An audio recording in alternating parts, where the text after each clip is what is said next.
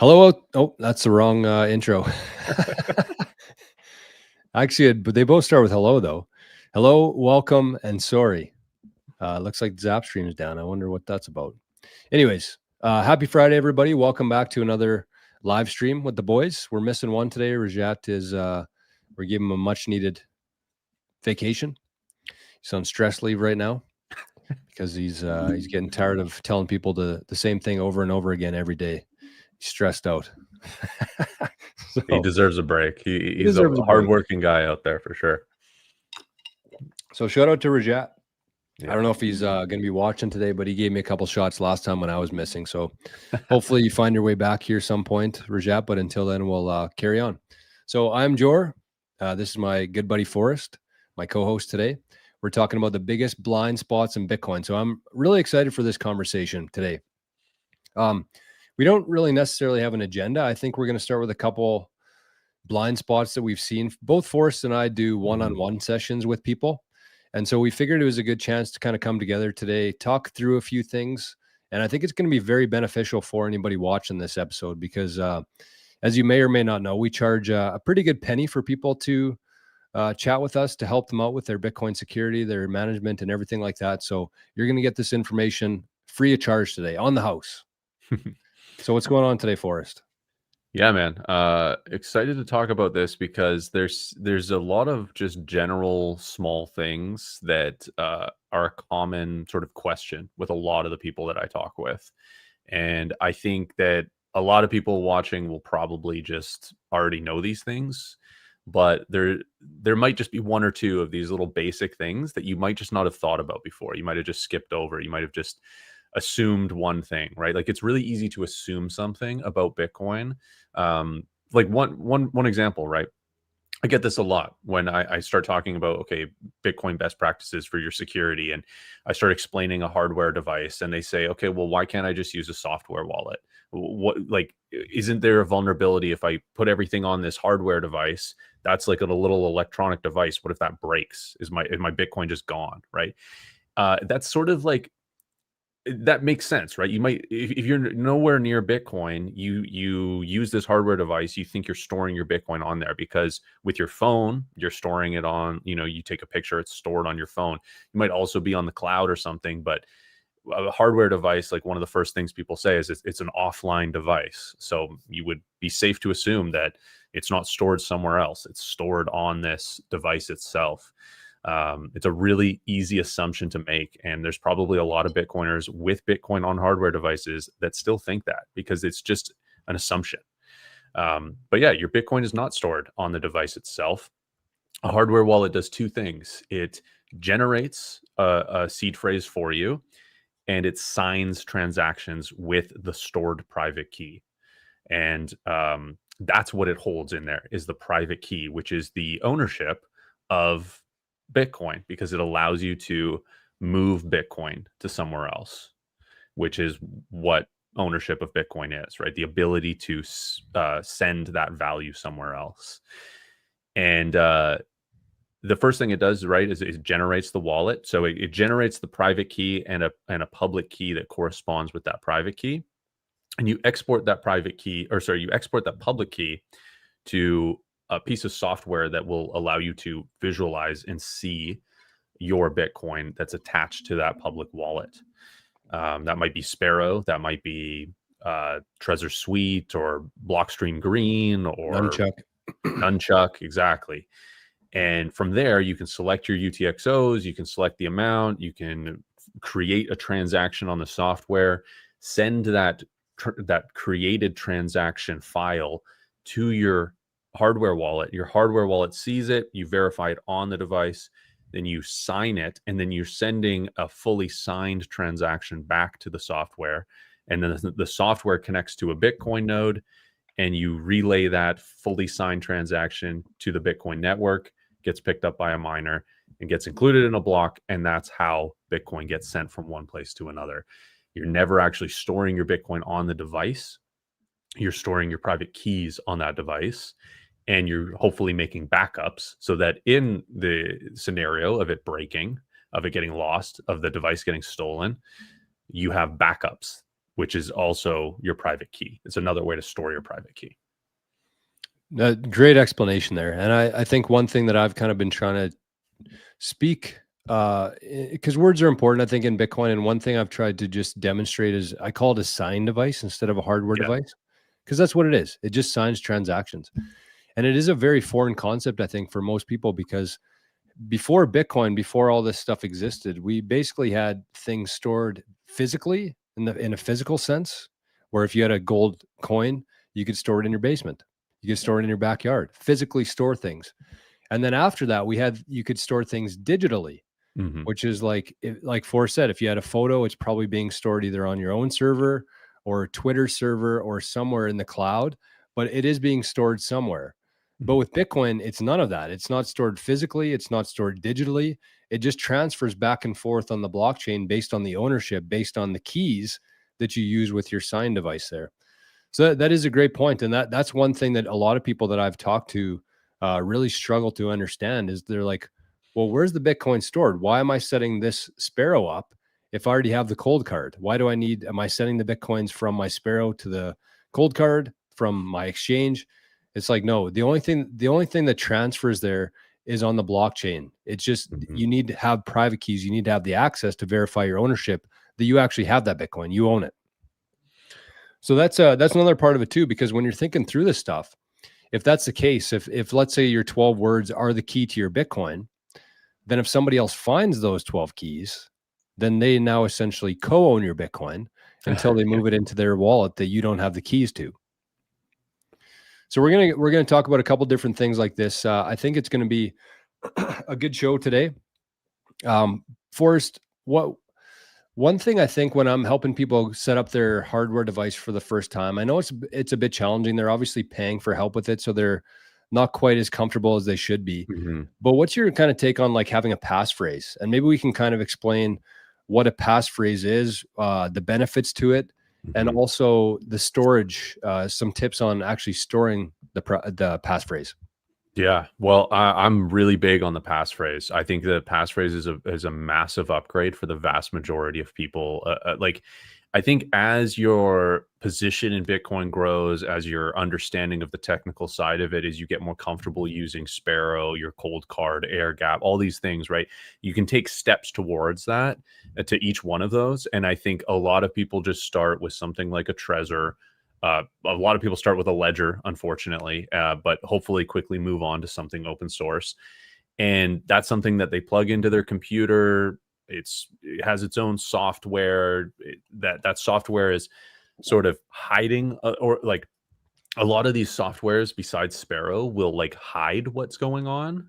And it just to make it easier, right? Like you just click a button and it does something, as opposed to like, you can actually select your UTXOs and send a specific one, and like all these things that you actually should want to do, but in an effort to make it more user friendly, they're sort of hiding what's going on behind the scenes, not in like a malicious way, but just in a way of making it simpler, right? Yep. So I think with that, there's all these steps, right? Like you start with the simplest thing, you start getting a little more complex. And likely, if you're starting this on your own or watching a couple videos, you're just starting with a seed phrase wallet, which is the 12 or 24 words. And you're doing the best practices. You're stamping that on metal or whatever, right? Or you're writing it down in multiple places, geographically dispersed. Maybe you have one at your parents' house, safety deposit box, something like this, right? But then when you learn, if you really think through that, and a lot of people don't, but if you think through that, that is a single point of failure. Because as you said, if somebody takes possession of those 12 or 24 words, they now co-own your Bitcoin, which is a hilarious phrase that you used. They co-own your Bitcoin because they can move it, right? They have the ability to move it with those 12 or 24 words. And all they have to do is download a software wallet or use another hardware wallet and do the recovery process and input those 12 or 24 words. And now they have the ability to move that, right? It's that simple. And that it's that simple for you too, if you want to recover your wallet. But basically, that's a really big vulnerable point, in my opinion, because you want to have multiple backups. But if you do store, like say you do store one at your parents' house, Now you're not surveilling their property. You don't know who's there. You don't know if they lock their doors or who's coming and going, who's staying, who might stumble upon these things that knows what it is, the 12 words, and, be malicious about it, right? That's a big vulnerability. So I think a massive upgrade is the passphrase. And this is something that I highly recommend to people that are, have gotten into self-custody. Major simple upgrade that doesn't make everything too complex, because multisig it's not as complex as people make it seem to be, but it is definitely more complex than a single sig. There's more moving parts. There's more moving parts. Yeah. More things that can go wrong. Yeah. So in between those two is the passphrase wallet. And what that is it's essentially a 13th or 25th word that ends up being its own wallet, and it's built on top of the seed phrase. So essentially you have to bring those two things together if you were to recover your wallet. So you can now store your seed phrase in a bunch of places. If somebody stumbles upon that, but you have your Bitcoin in the passphrase wallet, which is the 13th word, they recover those 12 words. There's nothing there, or there's a dummy wallet there, or there's some activity there, but it's not your actual main wallet, right? And that passphrase wallet can be anything, any word you want. So essentially, you enable passphrase on your hardware device or on the software component of your hardware device, and then it'll prompt you to enter your passphrase. And if you enter anything, it just makes a new wallet. So if you want a passphrase, don't use this one, obviously, but say your passphrase is Bitcoin, but you type it in accidentally with a capital B, that's an entirely different wallet. So you might open that up and there's 0 Bitcoin there, but you had recently sent yourself some Bitcoin to your passphrase wallet. If you mistyped it, it's just going to open a brand new wallet with nothing in it. So you just restart, type in the proper passphrase you've been using, and you're back into your wallet. And you keep those two things separate. And I'd actually love to hear your opinion on this, because I have sort of like different advice that I give to people. I say, like, your passphrase can be so detached. Like, Bitcoin is a really bad example of a passphrase because it's associated with Bitcoin. But you can make your passphrase as if it's just a password to like your Gmail or something. So if somebody does stumble upon it, they don't know what it's associated with. It's funny you say that, Forrest, because this is something I was actually thinking about the other night. I was going to do a video specifically about this subject. And, I kind of would have assumed the same thing, but here's what I dislike about something along those lines of like using another password. So let's say that your password for your Proton Mail account is like, Ryder Cup 25 ! Something like that. And then you're like, well, I use that password for kind of my main accounts, so it's kind of familiar. I'm not going to forget it. That's a good, that's how people should be thinking about it. But the problem there is that if somebody's been watching you, and I know this is really creepy to think about, but there are like some, especially if you're a known Bitcoiner and people know that you have Bitcoin, you never really know who's surveilling you in a way. And there are things that people can do without really your knowledge there. So if you were to create your account, your passphrase based on your email account, maybe somebody already has access to that because it's kind of in plain text. It's not nearly as secure as like the SHA-256 and what Bitcoin uses for security.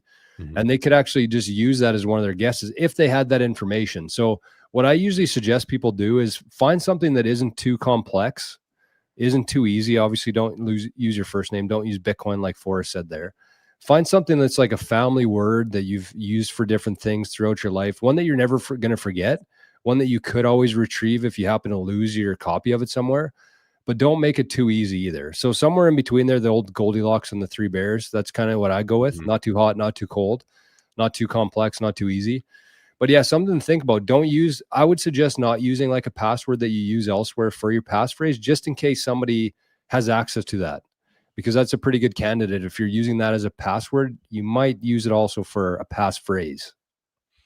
Yeah, and it's likely, if somebody, we kind of have to think of all these scenarios. If like, there's attacks on, there's like a hack. If there's a hack on you, it could be really sophisticated.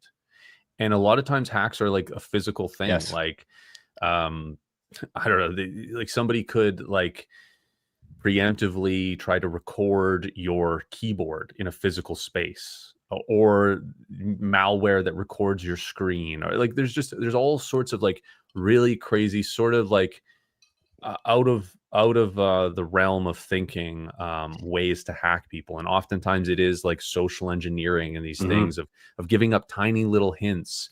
um and like there's ways of like brute forcing passwords with like entering in a few words like dates and people's favorite sports team and stuff like that, and then using that to attempt passwords in something. So um you want it to be something you can remember, because that's one way to store the passphrase, and then you want to be able to back it up, but also keep that backup separate entirely than your seed phrase, because again, somebody just needs to bring those two things together. So yeah, you got to keep those two things separate. And that limits the single point of failure.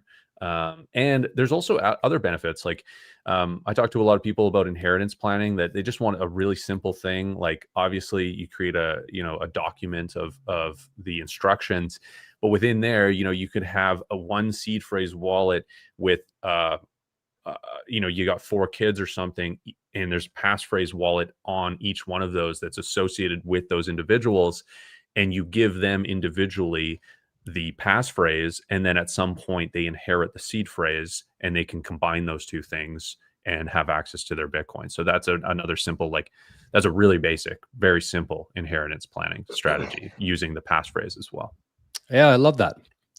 When you're first getting into Bitcoin, I think that is a good point there, is that you should just keep things as simple as possible. It's different if you have because I'm assuming most people who first get into Bitcoin, they're not going to allocate 100% of their wealth into it. Assuming that. I mean, some people are a little bit different, myself included. But, you do really just want to keep things simple. And even when I started with a Trezor myself, I didn't have a passphrase. I was connecting it to a computer. But at that point, you just want to, you're excited. You want to get as much as you can. You don't really want to focus on anything else. You just want to get as much as you can and find a safe place for it. And so I think when you are kind of at that stage, it is much better to keep things simple. Forrest mentioned the decoy wallet there. That I think is a good feature within the passphrase. So going back to that, just to reiterate things here, when you derive 12 words from something like this, that's wallet number 1. When you edit a passphrase and apply it, that becomes wallet number 2 now. It's a completely separate wallet. And so what a lot of people do is they keep their original 12-word wallet number 1. They keep a balance on there. So if somebody were to find the 12 words, they think that they're getting away, but little do they know they've only got like 2 or 5% of it. But as Forrest mentioned there are going to be sophisticated attackers here. And so one thing that you actually really have to pay attention to when you're setting up something like a decoy wallet is that you don't want to send like 100,000 sats there one time, and then somebody finds your cold card and they're like, okay, you're not fooling me here, buddy. You sent 100,000 sats 3 years ago to this wallet, and that's the last time you've used it. That's less than what this wallet costs.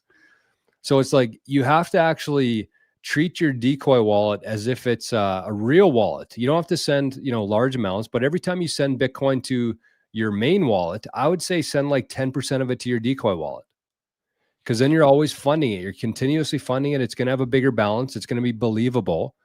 And the other thing too to consider here is that you're probably not going to lose it. Like the odds of you getting broken into and getting your wallet hacked are pretty low. So those sats are probably still going to belong to you at the end of the day, but you can do things to, if something like that happens, it's going to be much more believable, and you're probably going to get away with it, as opposed to just like a 1 or 2 time transaction to this decoy wallet. Nobody's going to buy that if they're sophisticated enough. Yeah, it's kind of like the decoy wallet is one level of security, and it's something that needs updated, is what the way I would put it. It needs a little bit of action in it. It needs to be believable, and yeah, I don't think it's believable to have 100,000 sats in a decoy wallet. And you're right, it's not like you're sending those sats there and they're lost. Exactly. It's worst case those are lost, and then it did its job. Right. Yep. It did what it was effective at, or hopefully it did. Right. Hopefully it worked and tricked the hacker. Yeah, but what it does add a little bit of complexity there, because if you do only have like a small amount of Bitcoin and you're allocating some of that to the decoy wallet, those might end up being small UTXOs, which Yeah, kind of gets into another true. common thing. I mean, yeah, I don't know. Like, I'm kind of trying to just like play it out in my head right now. Like, you're not supposed to reuse the same address, but if it's in a decoy wallet, like because it's a privacy thing, I don't know. You could do that. I don't know. You could still do different addresses within the same decoy You wallet. you could, but you would have multiple UTXOs. If you Yep. sent it to the same wallet, like in the same wallet within there, it would. Yeah, I don't know. Yeah, you probably would still want to send it to them, and then yeah, I mean that could be another way of just showing activity on there, right? Is just occasionally consolidating those Yeah. small UTXOs that you sent it. That's Yeah. probably one way to one other thing you could do. And you can kind of use it maybe as like a little bit of a test wallet, like that's part of the active learning process of consolidating UTXOs and it being smaller amounts, feeling less concerned about those transactions because you're not afraid of losing them or making a mistake with that consolidation and whatnot. Yeah, and I think that a couple other things to be aware of when you're setting up a passphrase. It's quite easy to do. Like if you have a cold card, you can literally just press two buttons and create one, and then you have a wallet there. Hmm. But as Forrest mentioned, there's a couple things to be aware of with it. Is number one, it is case sensitive. So make sure that whatever passphrase you create, you're absolutely certain that you have things done properly. And one good way to verify that is actually when you put in a passphrase, it shows you your master fingerprint. And so that's something that allows you to kind of cross check with Sparrow. So let's say that you created a passphrase Bitcoin with a lowercase b, Hmm. and you exported those keys into Sparrow, set it all up, and then but you meant to do it as an uppercase B. So you did this whole process, and on Sparrow you can see the master fingerprint in there. It shows you right in the settings what the master fingerprint is, and then next time you go into put your passphrase in, you thought you did it with a capital B, but it turns out it was the wrong wallet. So what you can do is you can actually, whenever you apply a passphrase in your cold card, you can go to view identity, and it'll actually show you what the master fingerprint is. And that's what you want to agree with your Sparrow wallet. Mm-hmm. So then you're not sending Bitcoin to wallets that maybe you had a typo in the passphrase, because it's not like cold card says, are you sure this is your passphrase? You just type it in there, you press apply, that's your new wallet that you're operating in it. Yeah. So that's a good way to just cross check the fact that it'll say, actually, hold on here.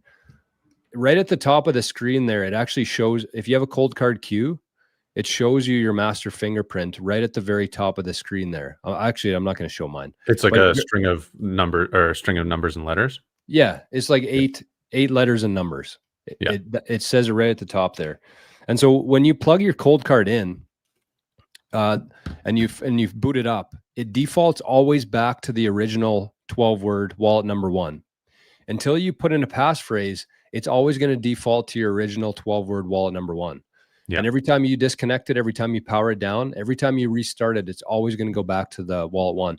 So that's what you can do. It'll say your master fingerprint at the top there. Make sure that coincides with the master fingerprint in Sparrow, just to make sure that they're in sync, that you're sending Bitcoin to the right address and not some random typo passphrase wallet that you made. So that's a good check. I think we're really spoiled with the cold card queue. I think like Big those things are not as obvious on like a Trezor, right? Like a little Trezor or even a Jade, right? Like a Jade has an identifier as well. But one thing, actually the Jade is pretty good for this, but one thing I'll just add about the passphrase is on the Trezor, you have to enable that in the software. So you plug it in, you go to your seed phrase wallet in Trezor Suite, you enable passphrase, and then the next time you plug it in, you put in your PIN number, and then it's going to ask you optional passphrase, and you can just press the check mark to go to your seed phrase wallet, or you can enter your passphrase. Now, the problem with that is if somebody steals this and gets your PIN number, right? Maybe you've put your PIN number with your seed phrase or something like that. They're going to plug this in. It's going to ask them for a passphrase. And they're going to know this dummy wallet you've set up, you spent time sending and stuff to. They're going to assume that you have a passphrase. So with the Blockstream Jade, you can make it so that every time you sign or every time you connect to it or turn it on, you have to go into settings and enable passphrase and then restart it.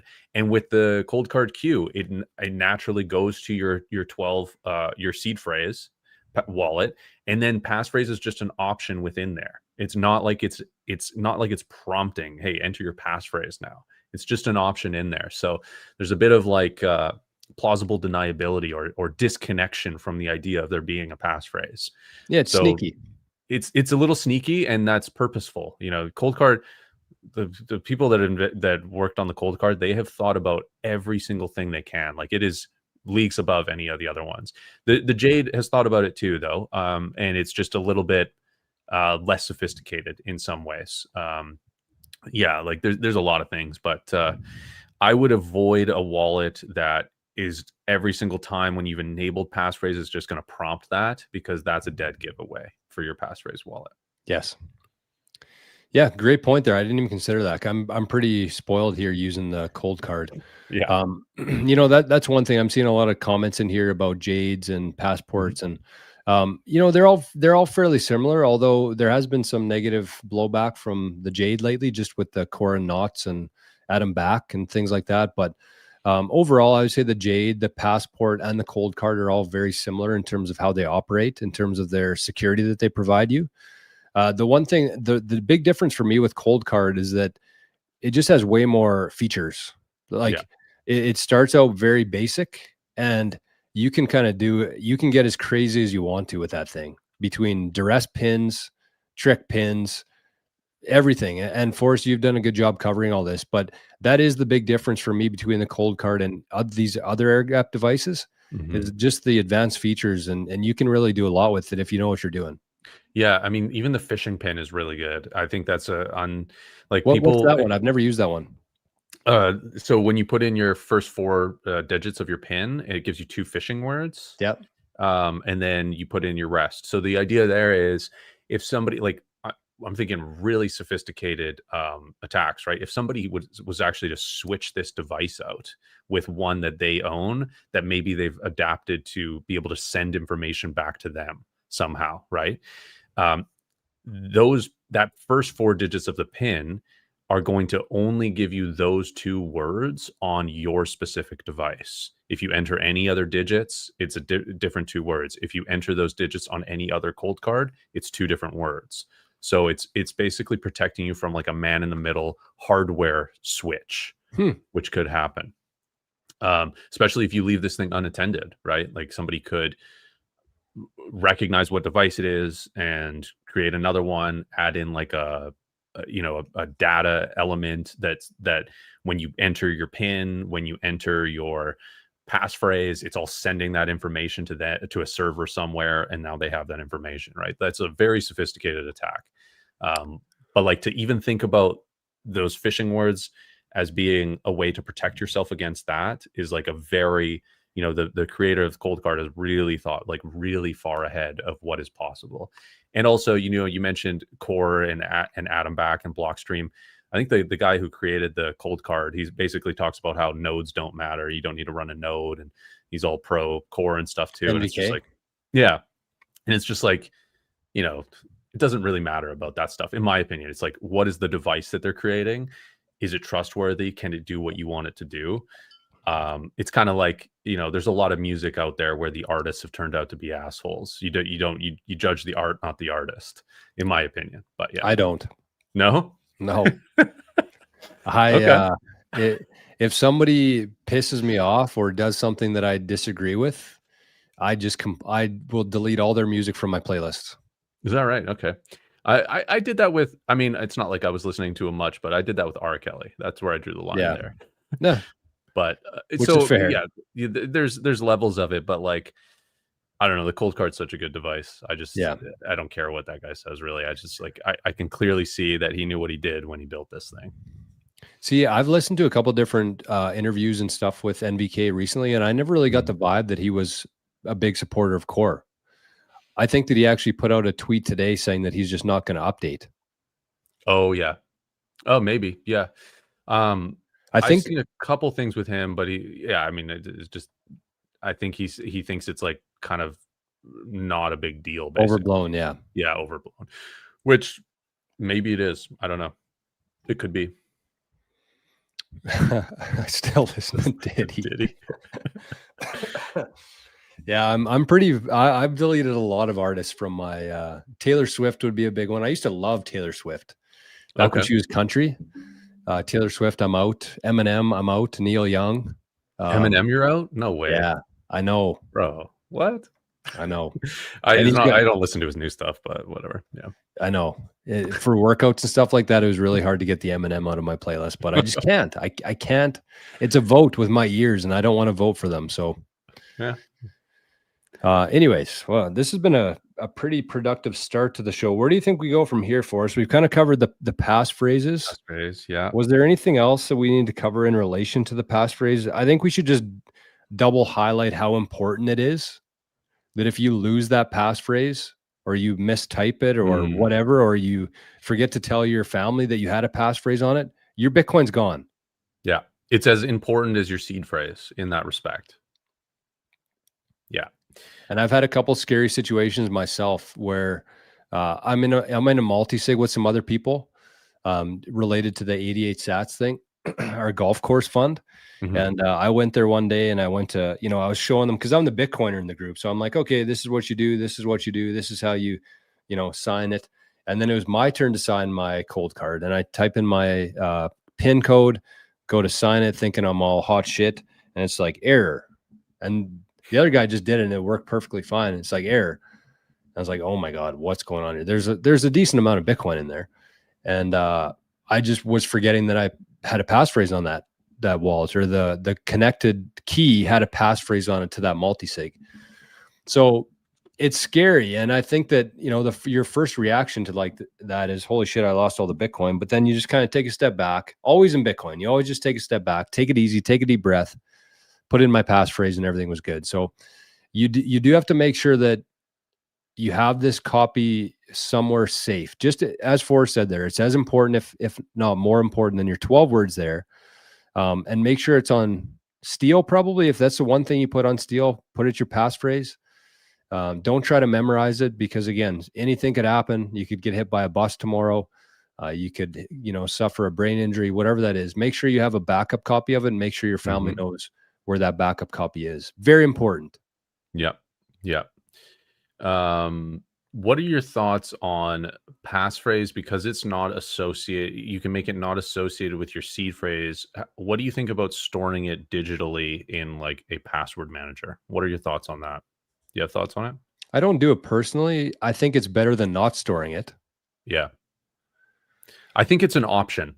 I think it's as safe as storing your passwords in one of those, which, yeah, I don't feel super great about, but like there are like, Vault Warden on your own start 9, right? Your start 9's behind Tor, like. But then you also have to make sure you back that up properly. Yeah, because if you lose up access to that and you don't have it anywhere else, then that's a problem. So for sure. Yeah, I think that that's a good solution. Obviously, you don't want to put your 12 words on there ever under any circumstances. Exactly. Or put like Bitcoin passphrase in front of it, something like that. Anything that would signify the fact that that's a passphrase. But yeah, I think it's a good idea.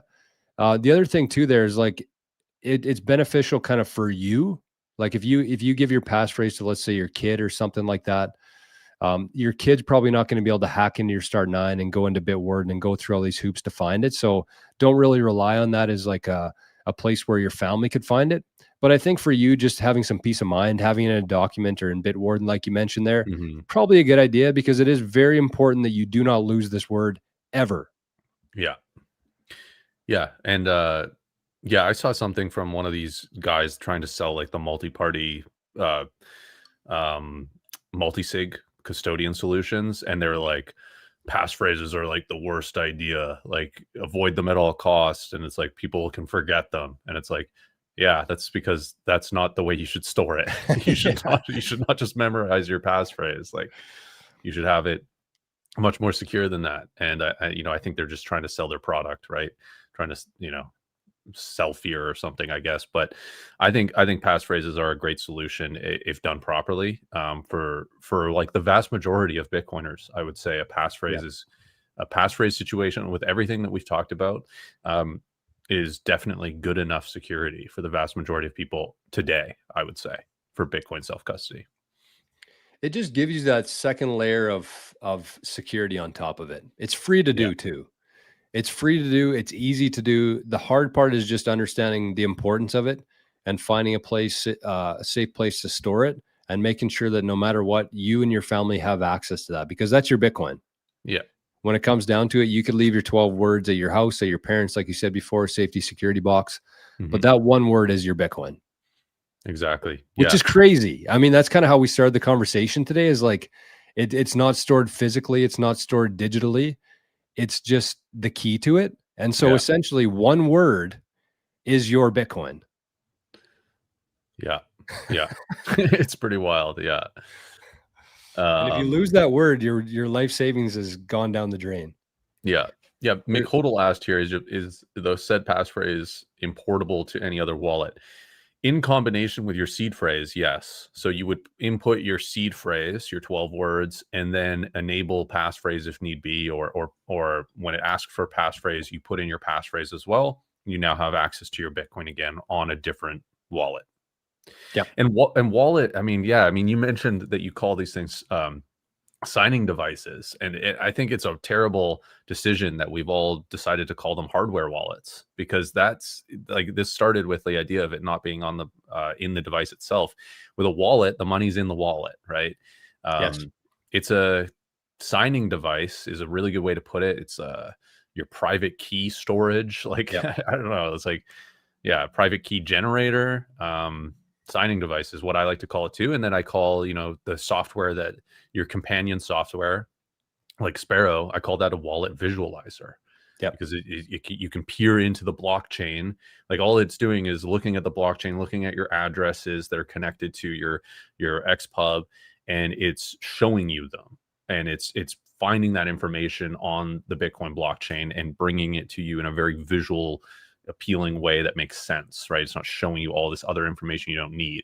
So I call it a wallet visualizer and a signing device, but unfortunately we still refer to them as hardware wallets. Yeah. And Sparrow's the top choice, I think, for both Forrest and I.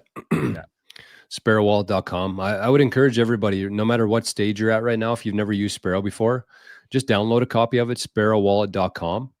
And don't put any significant amount on there, because you're probably going to be setting up just a software wallet, which the keys will be generated and stored online. So just be careful with that. But it is a good idea just to play around with it. Send like 50,000 sats, 100,000 sats with it. You can look at your UTXOs. You can see your master fingerprint. Also, if you going back to McHoddle's question there, if you were to restore your 12 words into Sparrow, there's actually a box within Sparrow that says passphrase, and you can click that off and put in your 13th or 25th word into there. So like, who was it here? Das Record said, as long as they're compatible with BIP39. Yeah. And if most wallets now are. Yeah. And if you're doing that, like, if you generated your wallet in a hardware device and that device broke or you lost it, and you're doing the recovery process, but you do it in something like Sparrow without a hardware wallet, or you do it in Aqua or whatever, it's one of these software, you now treat that wallet as a software wallet. If that's the way you recover it, is no longer a hardware wallet if you've inputted that private key into a software program. So that's one thing to remember there. But that might make sense if you need to do it really fast, and you're just going to hold it temporarily, and you're going to move it somewhere else. You're going to make a new wallet somewhere. That might make sense, but most likely you just wait on it, get another hardware device, and recover it that way. Would be my suggestion. Nav also has a question here: is the passphrase different from the passcode you enter into the hardware wallet? Yes. So the passcode that you're thinking of would be, another word for it would be the PIN, or basically what that is that unlocks your hardware device. That actually has no connection to your private keys. The passphrase is part of your private keys. The passcode or PIN number just unlocks your device. It doesn't do anything more than that. It's a way to secure your device from somebody being able to access it. Yeah. And kind of going off of that too, if you do, let's say you get a cold card and you set up a pin and you kind of do it in a rush, but you write down your 12 words. If you lost your pin code, you could still access your Bitcoin. You just that device is bricked forever. I've learned that lesson the hard way myself. If you max out I think you have 13 guesses at the pin code on the cold card. And if you exceed that, then it just bricks itself, which is a very important feature if you're looking at hardware wallets, because otherwise somebody could try to. You've I had did that it happen? with a Passport. Oh, really? Wow. Brick myself. Actually, that's a lie. I have 3 guesses left, and I have no idea where I put the pin code. Okay, so you're pretty close to bricking. Yeah. Gotcha. Wow. I'm fully bricked mode already. But again, the thing there is I actually have Bitcoin on that wallet, but all I need to do is basically take the 12 words, which I have, thankfully. I don't have the pin code, but I have the passphrase or the private key for it. So I could essentially just take those 12 words, put it into a cold card. That becomes my new sign device there. But yeah, it sucks because it's like a $200, $250 device that I just, because I didn't write down my pin code. When it bricks, does it just reset it to factory, or does it make it so it doesn't work? Oh, really? Okay. I'm pretty sure. Yeah, I looked up a couple things about the cold card with that, and I kind of got different information. Like it was saying like bricking it is just factory resetting it and getting rid of like your wallet that's on there. Maybe that'd be nice. Then yeah, I mean it might depend. I don't know. I'm pretty sure when you're setting up your cold card, there's a huge long list that it makes you press 6 to confirm that you actually read it. Yeah. I'm pretty sure it's saying that if you forget your pin code, there's no way to recover it and your device is toast. I could be wrong though. Maybe. It'd be nice because I like the Passport. I don't want to throw it out, but yeah. Yeah. This is a really good question by Folsom Holdall. And it kind of leads into another thing we wanted to talk about, another blind spot. Yes. What is the best place or strategy to store your seed phrase, metal and in safe? I think metal is a decent way. I know Jor has a different, well, I don't know if you have a different opinion of that. I think you have an opinion that there's better ways than metal, and that metal has its downsides, which I totally agree with you as well on that. So yeah, like, you could start with metal, stamping it in, then you're protecting yourself against fire, flood, that kind of thing. But more so, I think maybe we'll talk about where to store those. A safe is, very common for people to store their goods in. So that becomes exactly where a thief will look. Or would you call it a honeypot before? It's a honeypot. Yeah, that's exactly it. It's the treasure trove, right? Like that's X marks the spot on that safe, right? Like if somebody has something valuable, it's going to be in their safe. That could be good if your safe is impenetrable, but it's never impenetrable, right? Probably the weakest point is you as an individual, right?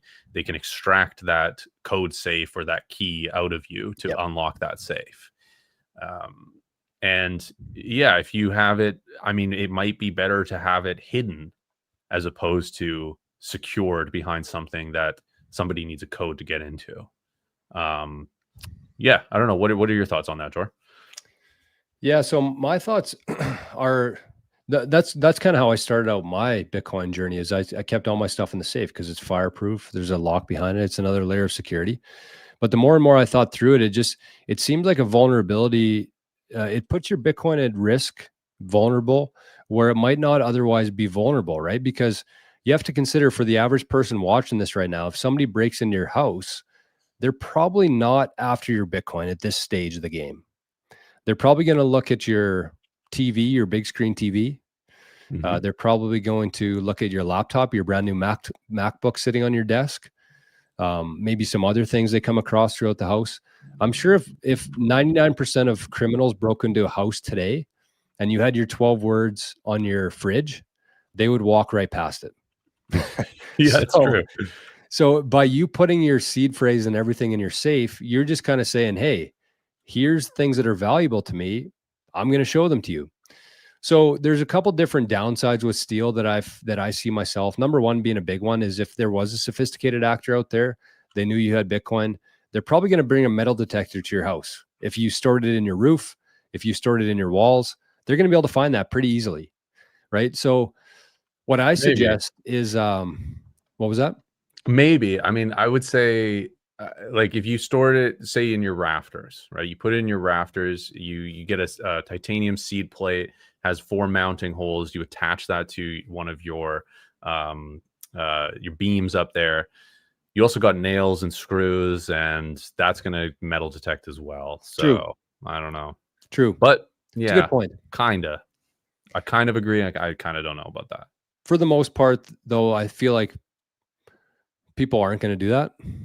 And the other thing Yeah, too is it's like one of those things where if everybody's talking about that as like being the cure to that, then that's where somebody's going to look, right? for sure. So, yeah, I mean, I don't mind metal. I think the odds of that happening to the average person is very low. Like somebody Folsom Hoddle sitting at home, I doubt there's going to be a sophisticated actor trying to get his Bitcoin with a metal detector at his house. Just at this stage of the game, highly unlikely. Yeah. So it is good in that sense. But yeah, I think that the other thing with steel is that you can't really take it on an airplane. Mhm. You know, I think me personally, this is just my opinion. I think that if you had 12 words and you had it written in a, you know, you kept it as a bookmark in a book and you know which book it was, you know exactly where it was, and then you had a passphrase somewhere else. Mhm. I honestly think that that's better than having your words in a steel plate in your safe. I think the only thing with that, right, is fire, right? Fire, right. And so Fires can you'd happen. keep your 12 words probably somewhere else, maybe at a bank, maybe at your parents, kind of what we were Mhm. talking about before. Mhm. Having that duplicated in a couple different locations, anchoring back to your passphrase there, that's the key part of that. You don't want to just have your 12 words in different locations because that's just a bunch of vulnerabilities for you. But if you had your 12 Without your passphrase. without one, yes. Yeah, yeah. So this plan that I have is 100% reliant on you having a passphrase attached to that wallet. If you Gotcha. didn't, then it's trashed. It's a trash setup. But yeah, I mean, you could hop on a plane with a book with a bookmark in it with your 12 words. Maybe every 50th page you have a different word. Like that's sneaky. Leaving metal, leaving a steel plate in a safe basically just says, here, take my Bitcoin. And even if it's not a sophisticated actor breaking in your house, they're still going to get into your safe. Probably number one, that's going to be the place they go to. So you just don't need to like, you know, tell people that you have Bitcoin. You can kind of keep that safe on paper, stuff like that. Be sneaky with it more than like fireproof. Yeah, and it's pretty easy, like, even if if somebody's not sophisticated, they rob you, they steal your safe, like, maybe you're not even there, whatever, they break into the safe later, they see this piece of metal, or they see 12 words even on paper in the safe. It's Yeah, pretty easy for them to just like, what are the 12 words doing in a safe? Google search. Google exactly. lens it, like I don't know, like it's pretty easy for them to figure out, oh, this is some crypto related thing. I can use this to steal this person's Bitcoin, right? Yep. Yeah, so yeah, that's interesting. So paper, I think the bookmark is pretty good idea, actually. I like that. And you can get creative with it. Like you could have paper, you can hide paper pretty well, pretty easily. Yeah, like have it in a In book in the multiple. basement in a box. As long as you know where it is and the people that Yeah. you love know where it is, it's much safer there than in a safe, which is kind of crazy to say. Yeah, yeah, it is. But yeah, as long as you have that passphrase, that really makes because everything, if without a passphrase, like all the stress Yep. goes to the seed phrase and how it's stored. If with a passphrase, if you did put one backup in your safe, but you also had it elsewhere, then that's like, okay, the safe might be vulnerable to like being the obvious target for an attack, but it is also protected in this way of this physical thing protecting it. Yep.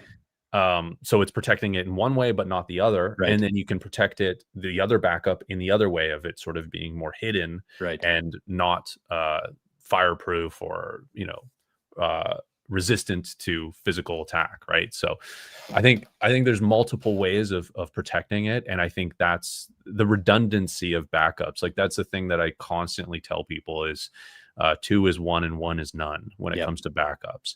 And I would consider memorizing it, like having either your seed phrase or passphrase memorized as a zero. I would consider that not a backup, right? Yep. Agreed.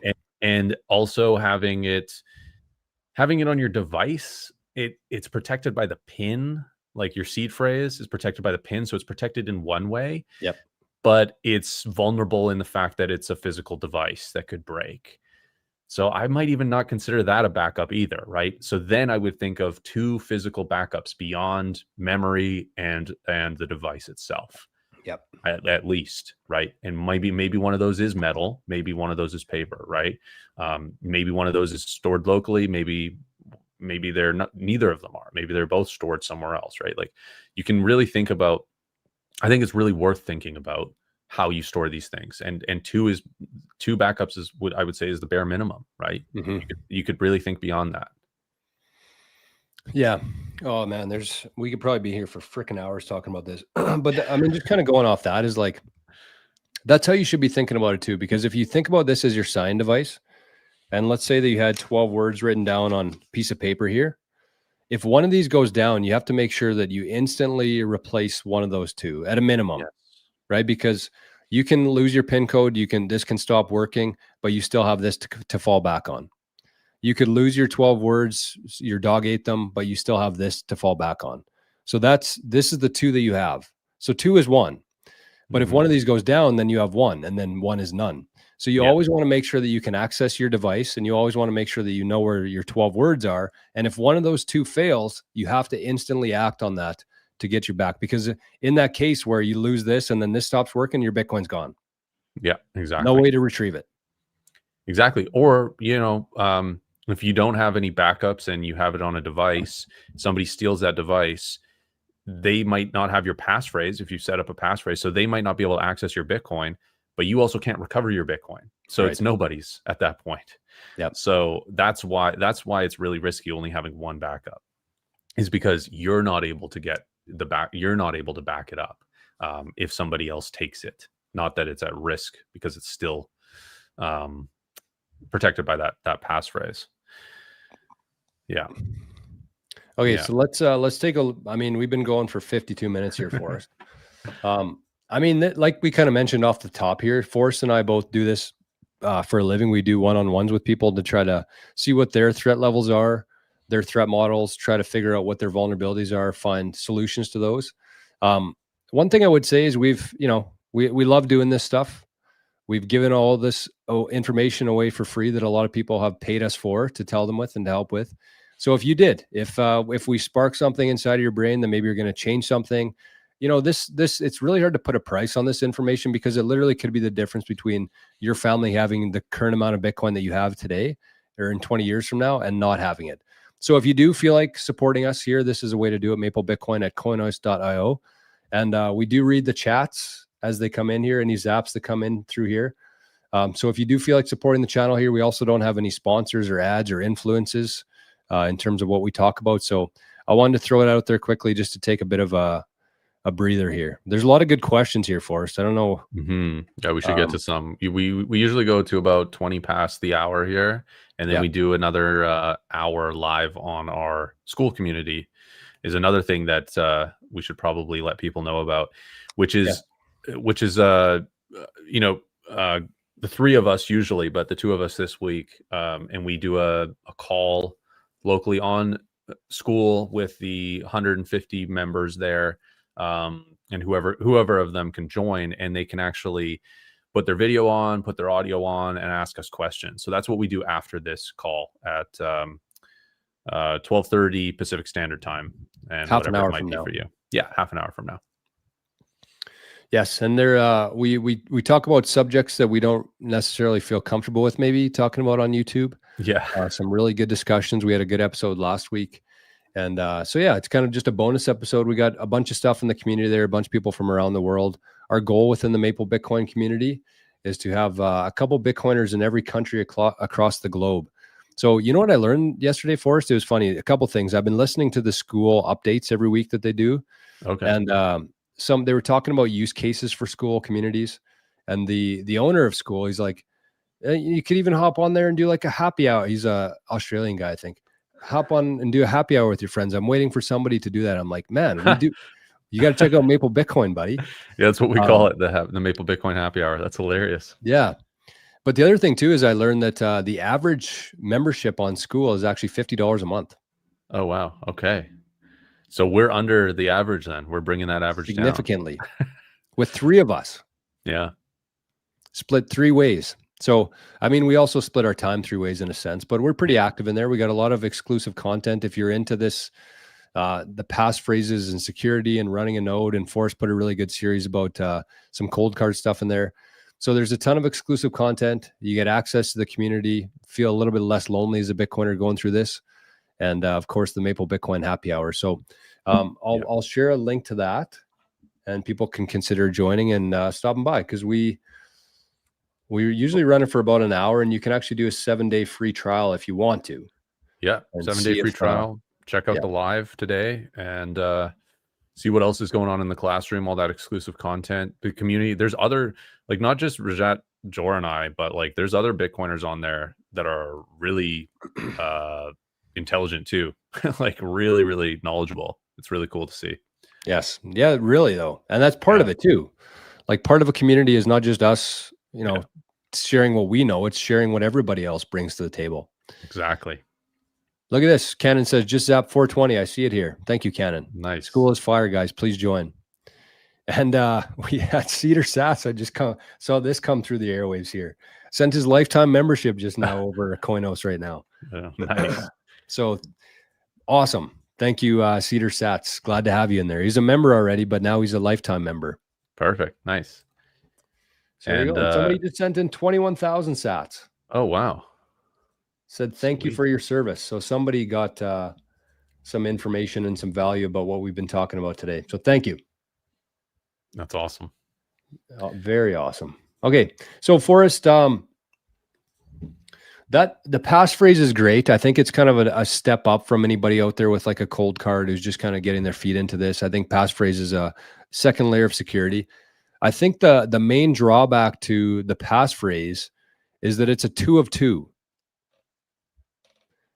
2 of 2, which means that if you either lose your 12 words or your 13th word, you're locked out. It is, but I think that to sort of mitigate that, it's just about having backups of both of those. Correct. But you're right. It is a 2 of 2, technically. Yeah.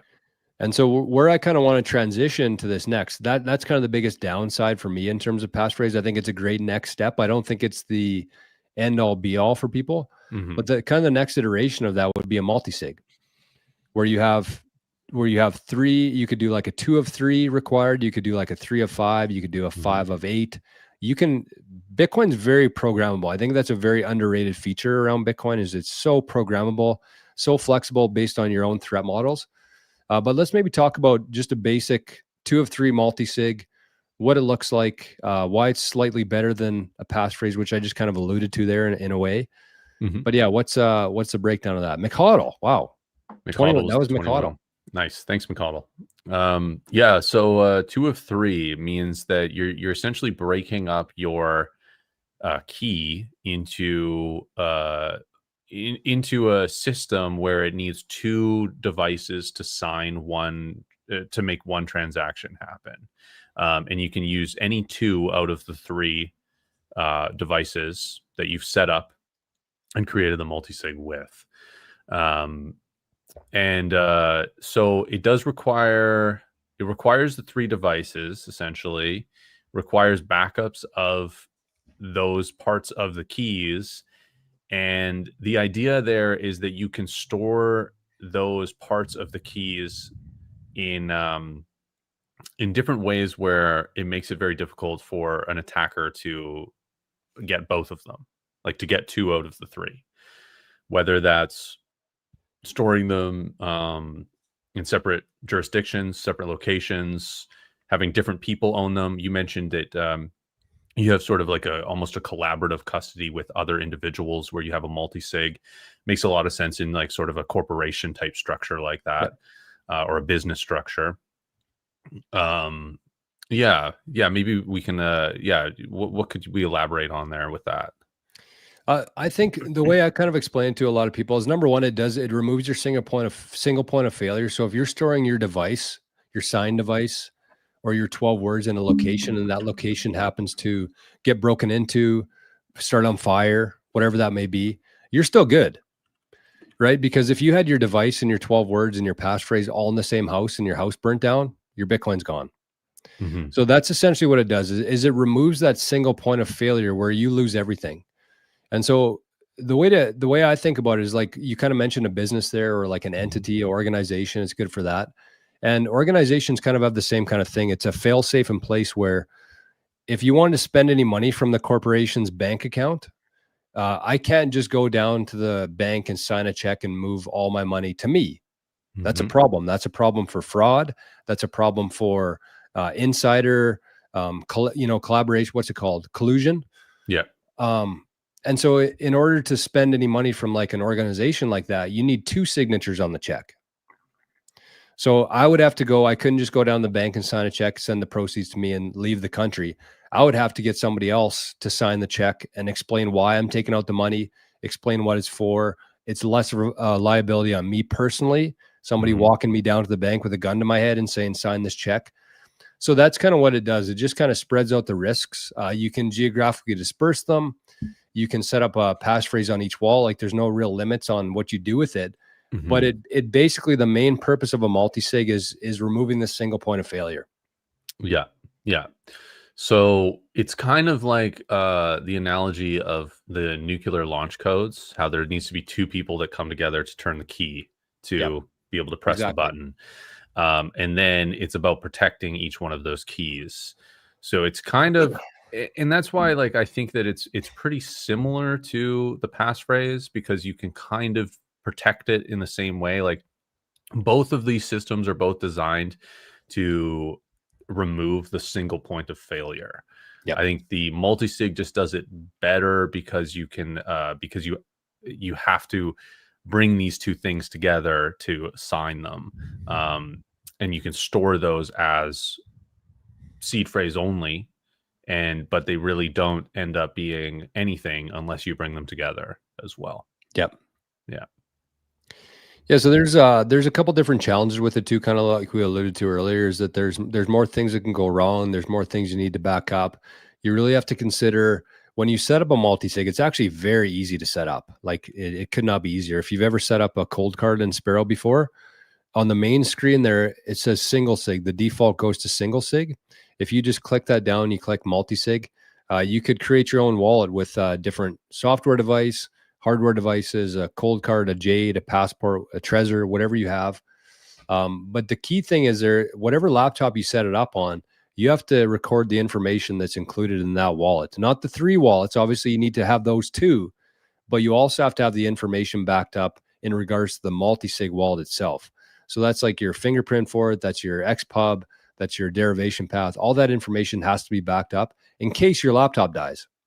And I have a feeling that there's going to be a lot of multi-sigs, a lot of Bitcoin and multi-sigs that get lost because whoever set it up, their laptop breaks, something happens to it, and they don't have the original information about the multi-sig wallet that they need Mhm. to restore it.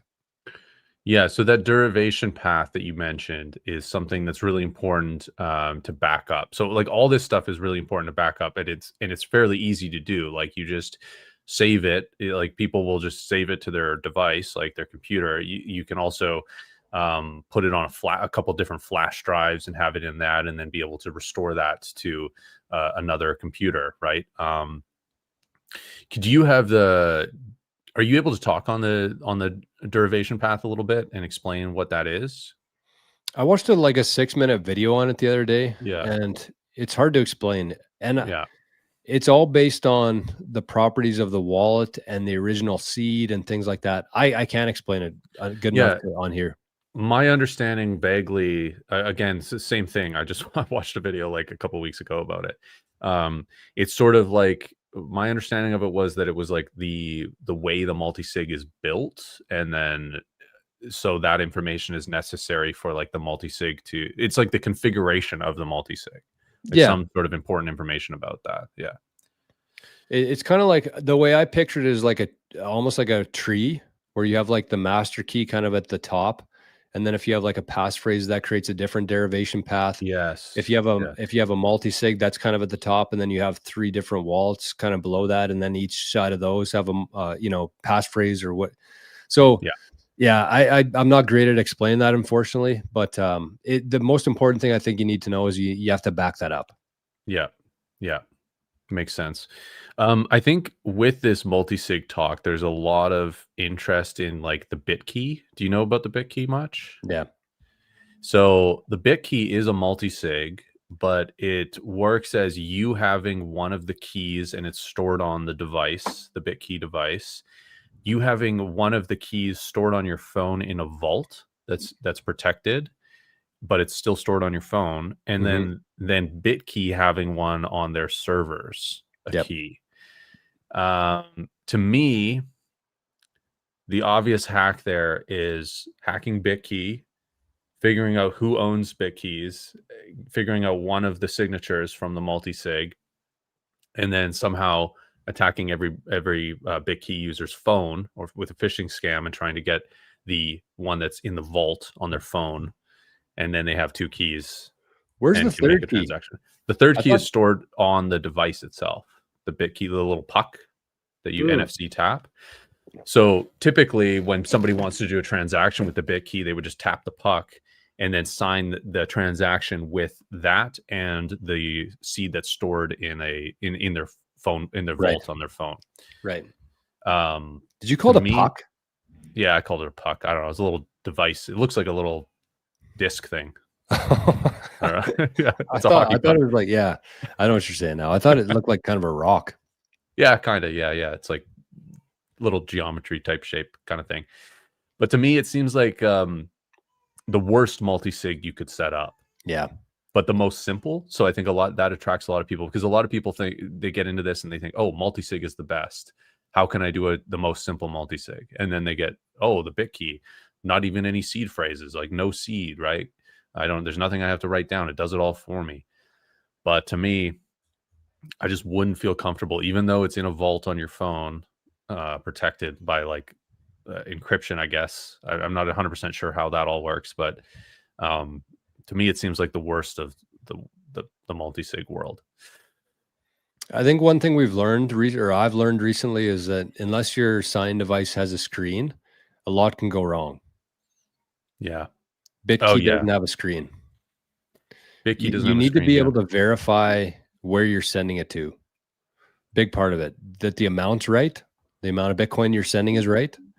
Obviously, the cold card displays like the amount of Bitcoin you're sending, and it displays the transaction fee, displays the address you're sending it to.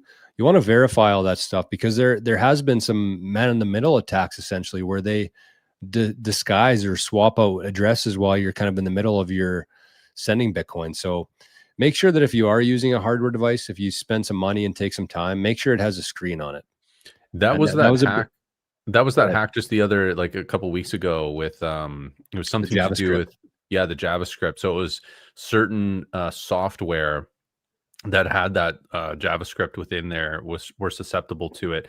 And essentially it was a really sophisticated attack in the way where they would create an address that had very similar or the same first bit after the BCQ1, and the end bit was the same. And that's typically what people do. Oh, first 4 digits for last 4 digits. But then the rest of the stuff is different, and it's sending to an address that somebody else owns. I don't think it affected that many people, actually, because there probably just wasn't that many people sending transactions, and people blew up that story really quickly, so people were aware of it. And luckily, a lot of the Bitcoin only software that people use does not have that. It was more so like software that was had availability for other altcoins and stuff, shitcoins. So that's another reason, right? Like the attack vectors are much more limited on a Bitcoin only and with Bitcoin software and hardware than something that has support for all these other things. And it's a lot more limited than the attack vectors on all of these altcoins. Like I think, what was it?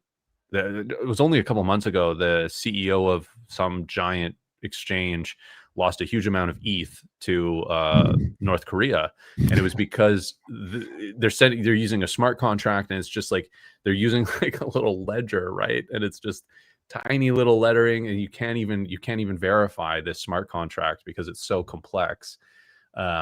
And then they sent it to the wrong address. It was just as simple as that. So yeah, you got to get rid of that. You got to get rid of that crap if you have it, and go to the only crypto that's actually competing to be money, whereas all the other ones are competing for their own market that's, you know, irrelevant compared to the size and scale of what being sound money is. And then you don't open yourself up to all these attacks either. We we both have channels, and we both been pretty hard on certain projects and certain wallets. And I found it hilarious yesterday. I heard a story that the Tangent wallet got hacked. Yeah. I heard that on Rabbit Hole Recap. And the funny thing is there's actually the Ledger's development team that hacked Tangent. Yeah. So two wallets that I usually shit on a lot were both in the news. Tangent got hacked by Ledger's team. So that was a good one. I mean, Tangent, I think they've done pretty well because they cater to shitcoiners. That's who they target with their marketing and stuff. So I'm sure there's people watching in the show today who have a Tangent wallet. So if you're using Tangent, I highly suggest just while you still have possession of the sats, just get something else and move the sats into there. Keep your shitcoins on there if you want to, but there's been a lot of proven vulnerabilities with the Tangent wallet. Yeah, and it's actually kind of cool that Ledger does that. Like they have basically white hat hackers that try to attack their own software and hardware, and they do that to others as well in search of vulnerabilities, just to bring awareness of them and everything. Good point. So it's cool that they do that. But yeah, I would never own a Ledger or use a Ledger or promote using a Ledger. And Tangent is maybe worse even, I would say. A lot of people use Tangent because of the simplicity of it, but that simplicity comes at really great cost. Yeah, it comes at the cost of only having one single address to receive your Bitcoin at. I just did a call with somebody who that was a major issue for them, and had they known that that was the case with Tangent, they never would have used it, and they were unable to get funds basically because they couldn't import the Tangent wallet into something like Sparrow. They were basically locked into the software of Tangent and unable to do things that they needed to do with multiple addresses. Yeah. Oh.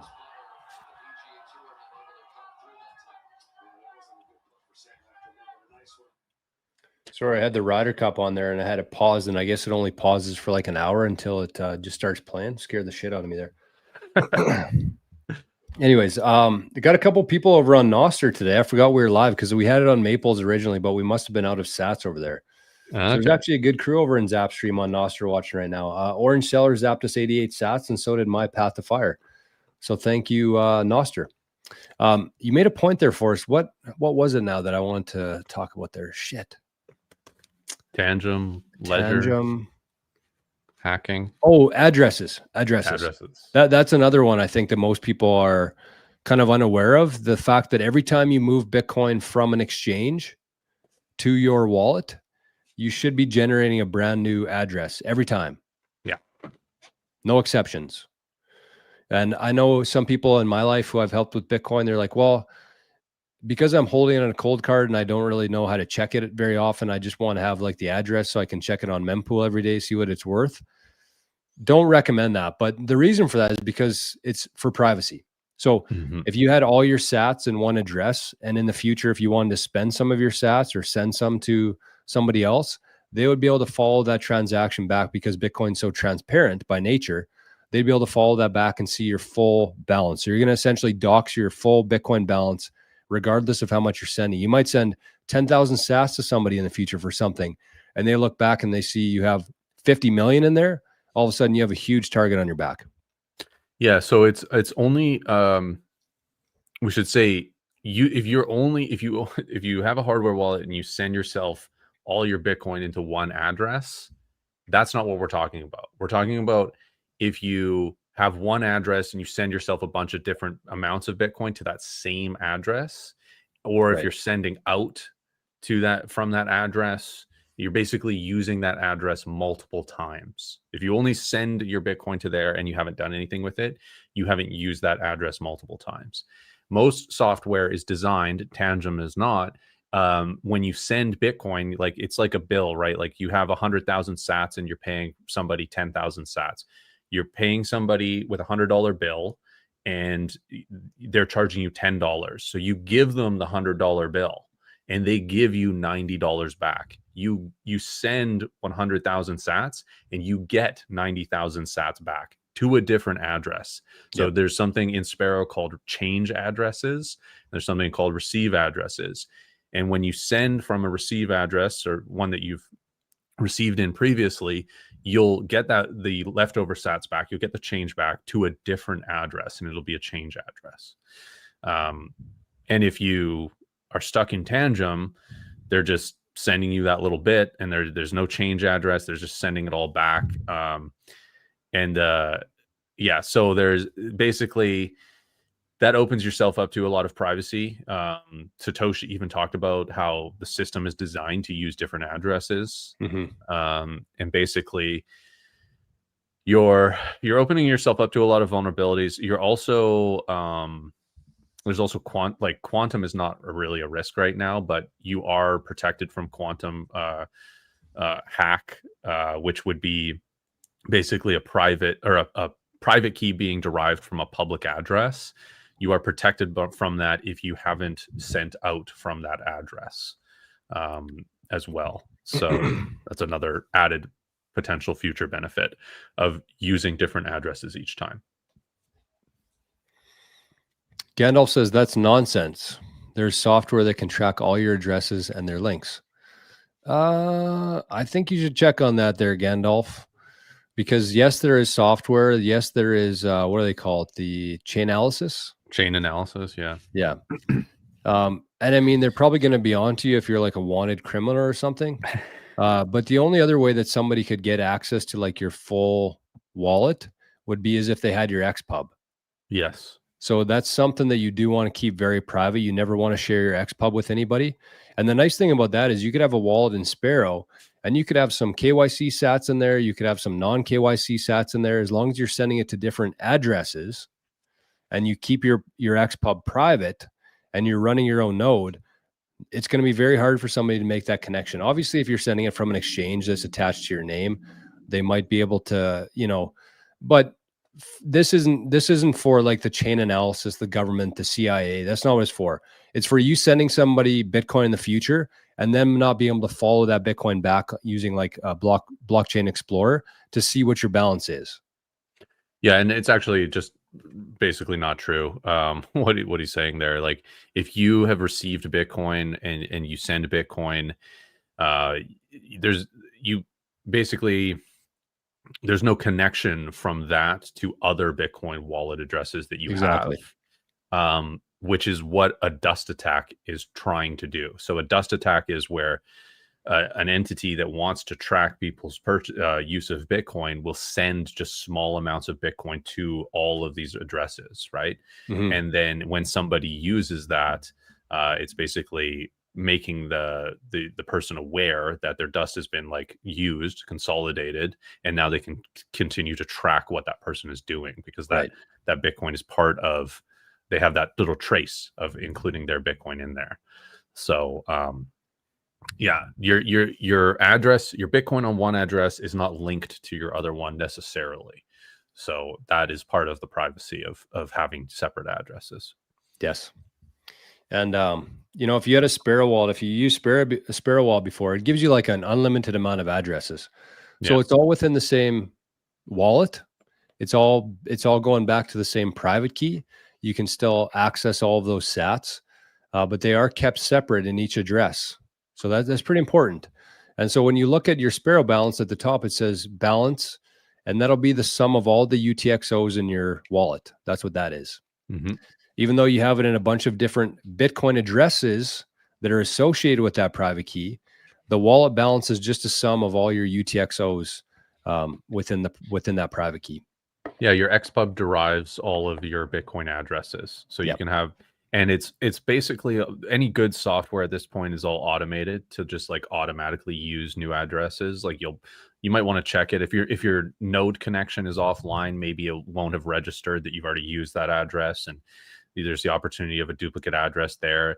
If you do have a duplicate address where you accidentally send Bitcoin to the same address at some point, you can send that to a new address as one UTXO and basically make it so that it isn't a duplicate anymore.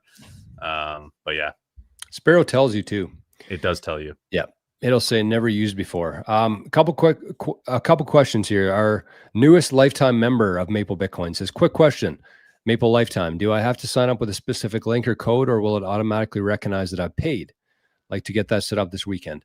So I believe you're already a member in there, so nothing should change. I will send you an email with a link, an invitation. That's a cool thing about school is like, if you don't want to pay with your credit card, we actually do have an option if you want to pay in sats, which is nice. You still get the full access to it. So basically what we do is we email you a lifetime invitation link, and then you're going to be a member of Maple Bitcoin forever. So that's what I would say. If you're kind of somebody who doesn't want to be putting your credit card information in, if you don't want a monthly recurring payment, we get it. Trust me. So we have the option to pay in sats. Just shoot us an email. It's maplebitcoin@proton.me. And just say that you'd like to become a Maple Bitcoin lifetime member, and we will send you the instructions for that. I wish I had that email. Oh, where is it, Forrest? There it is, maplebitcoin@proton.me. We also got a couple more zaps here to the wallet. So somebody sent in 2,100 sats and said better. Oh, not somebody. Duncan said better late than never. And then somebody sent 8,888. Lots of eights there, and said great job holding down the fort today. Awesome episode. Thank you. Cool. No spreadsheets today, unfortunately, but yeah, no. I think we did a good job still. And then we got another one here from Sharon B.